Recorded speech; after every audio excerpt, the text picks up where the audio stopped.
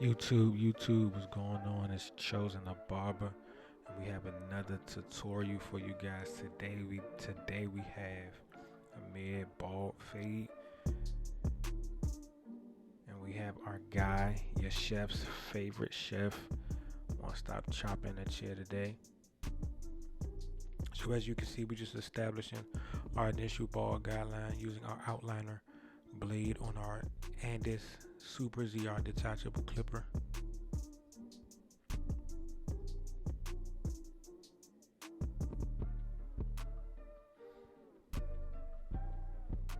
As you guys continue to follow along with me, continue to go along this journey and this process with me, you'll see again that all my steps are the same for every haircut type, every hair type, should I say, hair type, hair texture.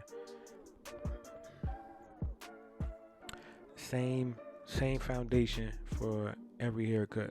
However, depending on the circumstance, depending on the situation, the client's head shape, just depending on the canvas as a whole, I will employ different techniques. I might switch things up a little bit. I might add something that I don't normally do. I might take away something that I normally do. So, again, as you guys continue to follow along this journey and this process with me, you'll see the different things that I do, and I'll always go into detail as to why I do it. So the next guideline that you saw me establish was our OA guideline, parallel to our ball guideline that we established about half an inch up. Guideline you will see me establishing right now is our 1.5 guideline, blade on our detachable clipper. And as you can see, he has a light spot right where I'm at. As you saw, I kind of jumped over that spot. So when you have clients that have light spots, whether it be due to just natural balding, alopecia, any type of other skin or hair issues, whatever the case may be, the goal is to not cut the areas that are thinning, but instead you want to cut around it and try to blend everything in so you have as smooth and natural as a transition as possible. So here we cut this hair down to the desired length on top. We have a 1A blade again on our detachable clipper. I use my detachable clipper to do the bulk of the work. This is like my workhorse. This is the clipper that's made to remove bulk. So that's what I use it for. And if you can tell, I'm kind of being choosy with my spots here, taking down the length, simply because, again, his hair is lighter in some areas. So we're going to attack the more denser areas of his hair with a smaller blade, which is the 1A blade, which is the desired length. He likes his hair low but dark, so the 1A blade for his hair texture is a good length, good low length, but it still leaves it as dark as he would like it to be. So as you can see, light touch.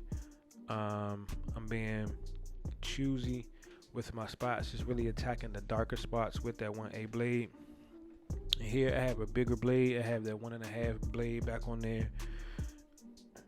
And again, we're just attacking the lighter spot. So this, again, I kind of blend everything in as good as possible with the length on top.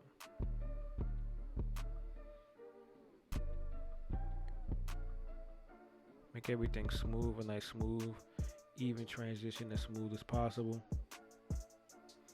And now we are fading out or blending out our different sections. So now we are blending out our outliner section and into our OA section using our JRL Fresh Fade clipper.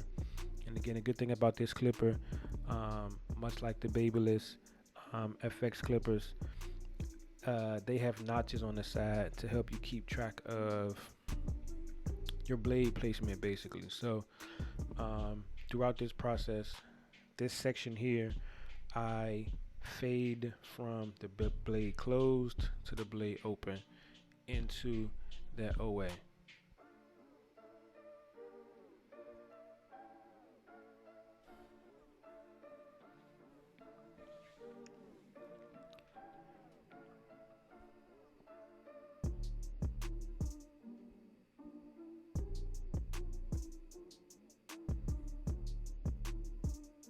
Now, as I get higher into the OA section, as you can see here, I'm using a lot of the corners of my blade. So from there are 5 notches on the side of that adjustable clipper.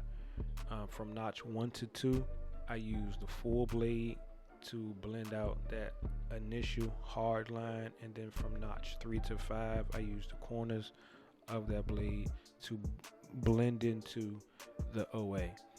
Here, the next guideline, blending from the OA into the 1.5, I switch to my Andes Master, again with the infamous purple double magnetic 0 guard on there, and we toggle between the blade closed and the blade halfway open, blending from ROA into the 1.5 guideline. And as you can tell, you may or may not be able to see, but that guard is missing a couple of teeth. And the good thing about that for me is all of my clippers serve a specific purpose. So this clipper I use strictly for blending out my section between my OA and my 1.5. And using that clipper with that guard like that, I only use the corners of that clipper and that guard anyway. So the clipper, that guard missing teeth doesn't affect me any. Now, doing further detail work, we switch to our wall legend with the fade blade. And here we detail everything from our outliner guideline all the way up into our 1.5 blade, toggling between the clipper all the way closed and the clipper all the way open. And as you can see, again, this is 99% corner work, corner of the blade work. So any blend, any fade that you do, angles are important. You definitely want to pay attention to your clipper angle for sure. Again, just because you don't want to cut off more hair than what you're intending to. So please always make sure you are paying attention to your clipper angle, your hand position. All of those things are very critical into how your fade comes out. Here, we are now doing clipper over comb work, blending from the 1.5 blade into the length on top, which was the 1A, with the grain mixed in with some 1.5 blade. And again, typically the biggest blade that I'll use on most of my haircuts is going to be the 1.5 detachable blade. The biggest guard that I'll use most of the times is the number 1 purple double magnetic guard. Those are typically the biggest blades and guards that I'll use on most of my haircuts. And again, that is largely dependent on the length of the hair on top. So again, we're just using this clipper over comb technique. As you can see, I'm switching between the wide tooth side and the fine tooth side. And of course, those two sides just gives you a different cutting length. So it gives you a different cutting length, and one is I kind of use more so for more blending, or more, should I say, feathering, and taking off less bulk. And then the other side I use if if I see a darker spot I want to attack more aggressively. Here, cleanup work using our JRL Fresh Fade trimmer. And we're just cleaning up where we made our initial guideline. And again, as I say, all of my clippers, all of my tools have specific uses. This trimmer in particular, I only use for this purpose, or if I'm shaping up a child or a client with sensitive skin, I'll use that trimmer. But that trimmer is largely used just for cleanup work. And here, this is just further detail work. I learned early on in my barbering career that every hair matters. So I try to be, again, very detailed, very precise, and and get as polished of a look as I can get with these haircuts. What you saw me doing there was just getting kind of the loose ends, or the hairs that tend to stick up after you get a haircut. So all I was doing was just gliding over the top of the client's hair, just knocking those loose ends down so you can get a smoother looking, polished haircut. Here, we're just lining up that mustache, using different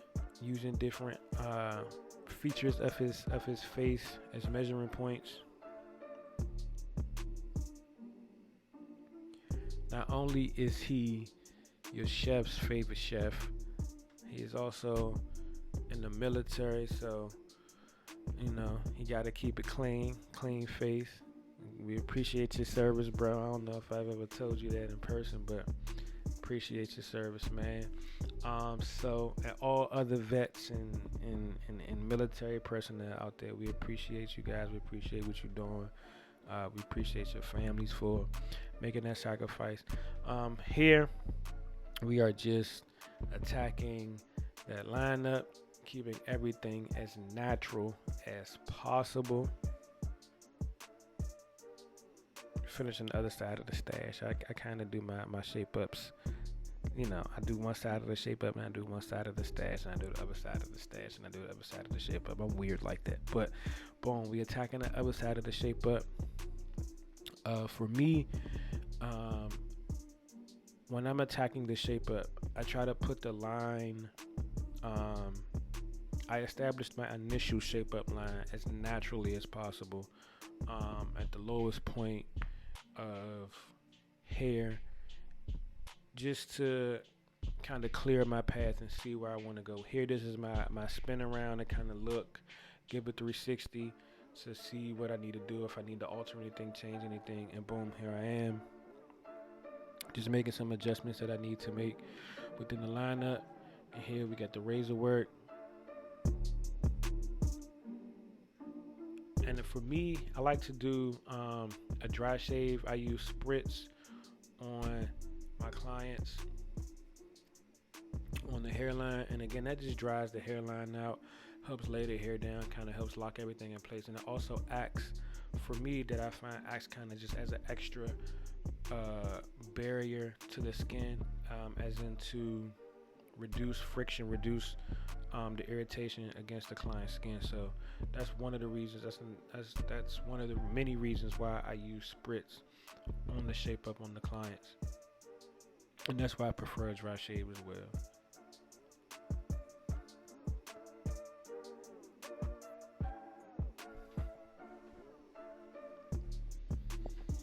Just pulling that skin, as you can see, light touch on the razor. And I do this razor pass at least 2 times. I use my clipper on the hairline, make any adjustments I need to make, laying them back for the razor work, dust them off, and we razor work for a second time. Check them out, make sure everything good. And that's usually the cut. So we are winding down on this one. Let me know what you guys think. If you have any questions, if any particular haircuts y'all want to see. There's the cut, man. A mid-ball fade. One-stop shop. I appreciate you, bro. Make sure y'all follow Humble Legend Apparel. Make sure y'all like, subscribe, comment, share Humble Legend Grooming. Follow us at Humble Legend Grooming Studio on Instagram. Follow us at Humble Legend Apparel on Instagram. Visit HumbleLegendApparel.com. We out of here.